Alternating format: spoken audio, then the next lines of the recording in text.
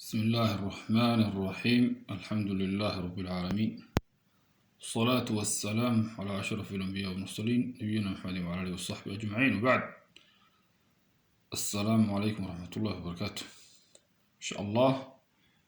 waxaynu sirdu taagi doonaa oo iyaduna waxbarashada ka mid ah waxyaalaha cunayo in aqoon la yeesho waxyaalaha maaragtay waliba dadka laga yaabo inay aad u aqoon waxa ka mid ah waxyaalaha khudaarta inta badan dadku xoolo dhaqato ahaan jiray hilibka aad u yaqaanaan iyo caanaha laakiin waxa laga yaabaa khudaar badan waxyaalaha faa'iidada xagga caafimaadka ku leeyahay inay aqoonin baa laga yaabaa marka barashada waxa weeye caafimaadkuna qayb weyn bay ka tahay aqoonta oo maaragtay caafimaadka ayay sal ku leedahay ama ku lug leedahay inuu qofku ogaado wax cunayo muxuu dhib leeyahay muxuu waxtar leeyahay taba haddaba insha allah geedkan maanta waxa weeyaan aynu hayno qajaar af Soomaaliga lagu dhahdaa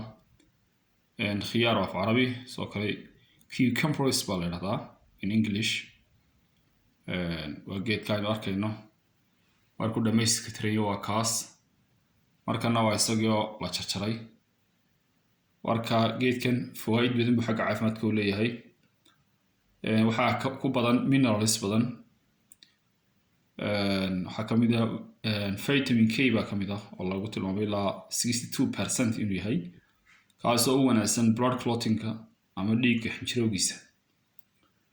dhiiggu xinjirowga sameystaa hada jeer marka dhaawac ku dhaco qofka dhiiggu istaag dadku way kala dhiigoodu kala joogsan og yahay inkastoo dhiigga gunaay ku kaafiicay xagaas xagga joogsashada laakiin vitamin K wuxuu qayb weyn ka yahay ama uu qaabilsan yahay dhiigga inuu xinjiro dhiiggu sameysto oo aad u sii quban markay meeshii dhaawac gaaro ilaahay naguma keenay haddii matalan ba qofku shil galo nabar weyn gaaro haddii midi ku dhacdo dhiig waxa weeye uu quban hadduu dhiig badan ka qabto qofkana qofku uu dhimanaya waxaa la yiraahdaa ilaa about 6 kilograms of blood baa ku jira qofka jirkiisa 2 of them haday out baxaan dibadda u baxaan qofku uu dhimanaya saadaradeed qofka marka laga soo 500 oo cc dhiiga oo dareemo marka dawaqaad iyo ciir awood daro dareemo marka haddii dhiig ka badan inta ka sii baxana qofku waxa weeye uu dhimanaya saadaradeed waa muhiim jiddan marka dhiigga xinjirowga dhiigga uu ka qayb qaataa vitamin K gaas ku badan minerals ku badan waxa kamid ah potassium ka kamid ah magnesium baa kamid ah potassium waxa lagu tilmaamay ilaa 13% inuu yahay magnesium ku sidoo kale 10% inuu yahay marka waxyaalaha faa'iidooyinka kale waxa kamid ah wuxuu yareeyaa kansarka balada ama free radicals waxa loo yaqaano cadadka hilibka iska baxay blood control-ka ee kansarada sameeya ayuu yareeyaa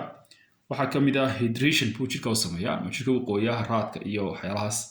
ayuu ka dagaalamaa weight loss baa kamid ah miisaanka qofka ka dhimo ayaa kamid ah oo qofku hal jeer miisaankiisu aad u badan hadduu miisaankiisu qofka aad u bato dhibaato caafimaad baa soo wajahday inta badan oo de normal buu leeyahay weight normal buu leeyahay qofku inuu weightkiisu aad u lumo oo una maaha inuu weightkiisu xad ka baxana maaha labada jeer ba dib u keenaa marka inuu qofkii weightkiisa raba inuu dhimo ayuu markaa u fiicay macnaha laakiin qofka weightkiisu hore u sii lumay uma wanaagsanaayo markaa isaga waxaa kamid ah lowering blood sugar inuu hoos u dhigo sonkorta dhiigga ku dhex jirta oo maaragtay hadday ku badato dhiigga sonkorta diabetes-ka keenta macaanka keenta inuu yareeyo waxaa kamid ah regularity wax la yiraahdo in qofku sameeyo macnaheedu qofku calooshiisa istaagin oo constipation aanu yeelan maadaama uu leeyahay maaragtay fiber baa ku jira fiberku waxa weeye maadaama aan process-ka gelin ama aan burburin laakiin ka qayb qaata maaragtay qofku inay qashinku soo dhaafo jirkiisa saxarada iyo wixii lamidka biyo badan uu leeyahay biyuhu waxay qayb ka yihiin in qofku calooshiisa istaagin intuu qofku biyo badan cabo hada jeer calooshiisa ma taagto taana qayb uu ka qaata waxa kale oo qayb ka qaata lowering high blood pressure-ka dhiigga aad u kacay inuu hoos u dhigo maxaa yeelay waxa ku jirta mineralka la yaqaan magnesium oo ka ahayd 10% ka ah waxay qaabilsan tahay waxyaalaha ay qaabilsan tahay waxa kamid ah inay hoos u dhigto dhiigga kiciddiisa ama dhiiggu inuu aad u kaco inay la dagaalanto waxaa kamid ah sidoo kale inuu dufanka la dagaalamo fatka jirka ku bata oo la dagaalamo oo yareeyo waxaa kamid ah inuu u fiican yahay lafaha waxa kale oo la tilmaamay urta afka uu fiican yahay sidoo kale wadnaha iyo xididada dhiigga uu fiican yahay maadaama dufanka yareynayo dufankuna uu dhibaato ku keeno maartay وحده حنيبو maartay qofku marka ay waxaan la yiraahdaa cholesterol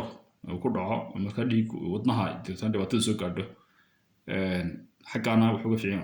wadnaha iyo xididada dhiiga isoo kale timaha tilmaamay timaha iyo cidiyaha soo kale marka geedkan waa faa'iido badan leeyahay lacag qaali laga siin maayo caafimaad badan ku jira laakiin se in qofku waxyaalaha qofka aan matala dhiigiisa aad u dhacsiyo kale uu ka taxadaraya way uu sii ridayaa qofka sidoo kale miisaankiisa xoog lumay uu sii ridayaa oo miisaanku ka sii baabinaya qofka faadkiisa yariyo soo kale laakiin qofka buuran oo kale ay istireemaya inuu calool ku baxday ama faad badan jirkiisa uu fiican yahay marka in hasan ku joogo Allahu a'lam. Assalamu alaykum wa rahmatullah.